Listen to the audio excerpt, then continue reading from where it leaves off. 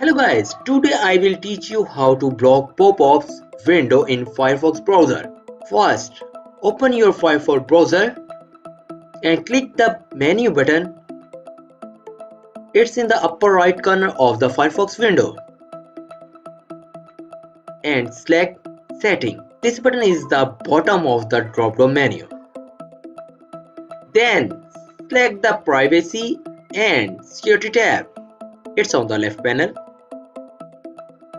Then scroll down and check the box beside Block pop-up window.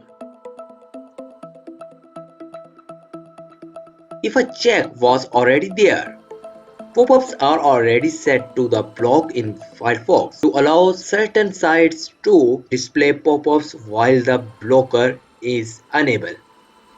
Click Exceptions next to Block pop-ups window to manage the exceptions list. You can also remove sites from this list by selecting the site and clicking Remove Websites.